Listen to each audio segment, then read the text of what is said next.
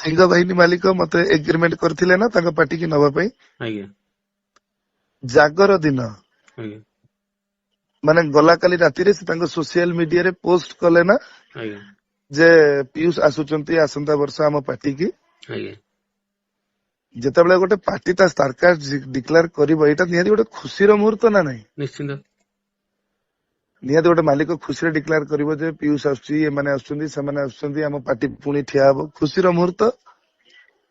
ତ ଆପାତତଃ ମାଲିକ ତ ସକାଳୁ ଥରେ ମୋ ସାଙ୍ଗରେ ଆଲୋଚନା କରିବା କଥା ନା ନାହିଁ ଆଜି ଏତିକି ବେଳକୁ ଷ୍ଟାରକାଷ୍ଟ ଟା ଡିକ୍ଲେୟାର ହବ ଆଜ୍ଞା ଆଜି ଏତିକି ବେଳକୁ ଏହା ହବା କଥା ନା ନାହିଁ। ଆଜ୍ଞା ଆଜ୍ଞା ସିଏ ସକାଳୁ ବି ଛାଡି ଦିଅନ୍ତୁ ସେ ଷ୍ଟାରକାଷ୍ଟ ଡିକ୍ଲେୟାର କରିବାର 24 ଘଣ୍ଟା ଭିତରେ ମତେ ଥରେ ତାଙ୍କ ଫୋନ ଲିଷ୍ଟରେ ମୋ ନମ୍ବର ଦେଖେଇଦେବେ ମତେ ଫୋନ କରିଛନ୍ତି 24 ଘଣ୍ଟା ଭିତରେ ଯେ ଆମେ ଏତିକି ସମୟରେ ଡିକ୍ଲେୟାର କରିବା ଏଇ ୱେରେ କରିବା କହିଛନ୍ତି।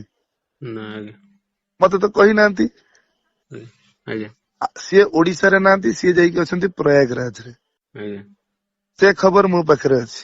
ଆଜ୍ଞା ଆପଣ ପ୍ରୟାଗରାଜରେ ରହିକି ଓଡିଶାର ୟୁଟ୍ୟୁବ ଚ୍ୟାନେଲରେ ଫଟୋ ପୋଷ୍ଟ କରିବା ପାଇଁ ପରମିଶନ ଦେଇପାରିଲେ ହେଇପାରିଲା ଆପଣ ଥରେ ପିୟୁଷ ସାଙ୍ଗରେ ଆଲୋଚନା କରିପାରିଲେନି ଆଜ୍ଞା ଏଇଟା କଣ ହେଇପାରିନଥାନ୍ତା। ଆଜ୍ଞା ଆଉ ଯଦି ମୁଁ କହିଲି ସମନ୍ୱୟର ଅଭାବ ଅଛି ତାହେଲେ କଥାଟି କଣ ମୁଁ ଭୁଲ କହିଲି ଭାଇ ମତେ କହି ବୁଝେଇ। ଟା କଲା ପରେ ତାଙ୍କ କଥାଟା ସେଇ ହିସାବରେ ସେ ରଖିଲେନି କି ମାନେ ଆଡଭାନ୍ସ ନେଇ ସାରିଲା ପରେ ଆମ କଥାରେ ସମନ୍ୱୟ ରହିଲାନି ବୋଲି ସେ ଆଉ ଆଗକୁ ବଢିଲେନି। ମୁଁ ଆଉ ଆଗକୁ ବଢିଲିନି ମୁଁ ତ ଏଇ କଥା କହିଲି ଏଥିରେ ଭାଇ ମୋର କଣଟା ଭୁଲ ରହିଲା। ଠିକ ଠିକ ଆଜ୍ଞା ଆପଣ କଳାକାରଙ୍କର ନାଁ ପୋଷ୍ଟ କରୁଛନ୍ତି ଆପଣ କଣ କରୁଛନ୍ତି ଆପଣ ତ 24 ଘଣ୍ଟା ଭିତରେ ମୋ ସାଙ୍ଗରେ କଥା ବି ହେଇନାହାନ୍ତି ଆଜ୍ଞା ଯେ ଆଜି ଏତେବେଳକୁ ଆମେ ପୋଷ୍ଟ କରିବା କଣ କରିବା।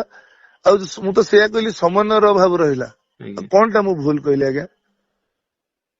ଆଜ୍ଞା ଆଜ୍ଞା ଆଜ୍ଞା ଜାନୁଆରୀ ଆଡଭାନ୍ସ କଲା ପରେ ବି ସମନ୍ୱୟ ନ ରହିବାରୁ ସେ ସେଇଆକୁ ମାନେ ଅଭିଯୋଗ କରୁଛନ୍ତି ଯେ ଆଡଭାନ୍ସ ନେଇଗଲେ କିନ୍ତୁ କାହାର କଥା କହିଲେ କିନ୍ତୁ ଆମ କଥାଟା ରଖିଲେନି ସେ କିନ୍ତୁ ଆପଣଙ୍କ ସମନ୍ୱୟ କଥାଟାକୁ ବୁଝିପାରିଲେନି ବୁଝିପାରିଲେନି। କୁହନ୍ତୁ ଆଜ୍ଞା ମୁଁ କହିବା କଥା ଯେ ଯେତେବେଳେ ମନଟା ମିଶୁନି ଆଜ୍ଞା ମିଶୁନି ପୁଣି କିଏ ଯିଏ ମୁରବୀ ମୁରବୀ ତାଙ୍କ ସାଙ୍ଗରେ ମନଟା ମିଶୁନି ସେଠି 5 ବର୍ଷ ମୁଁ କେମିତି କାମ କରିଥାନ୍ତି ଭାଇ ମତେ ଟିକେ ଆଜ୍ଞା ବୁଝେଇଲେ। ତେଣୁ ସେ ପାର୍ଟିକି ନ ଯିବା ଆଗରୁ ଆହୁରି 4 ମାସ ଅଛି ଯାତ୍ରା ଛୁଟି ହେବା ପାଇଁ ମୁଁ ଜଣେଇଦବାଟା କଣ ମୋର ଭୁଲ। ଆପଣଙ୍କ ଅନୁଷ୍ଠାନରେ ବା କାନା ଭାଇ ଟିକିଅପା ଅଛନ୍ତି ଆଉ 2 ଜଣ ଯାତ୍ରାପାଟିର ସିଂହ ଅଛନ୍ତି ଖଣ୍ଡଗିରିରେ ଆପଣଙ୍କ ପାର୍ଟି 1 ନମ୍ବର ଅଛି ଆପଣ ତାଙ୍କୁ ରଖୁନାହାନ୍ତି ବୁଝେଇକି ତ ସେମାନେ କାହିଁକି ପଳଉଛନ୍ତି। ମୋ ଭୁଲଟା ଏଡେ ବଡ ଅପରାଧ ଆଖିକି ଦେଖାଗଲା।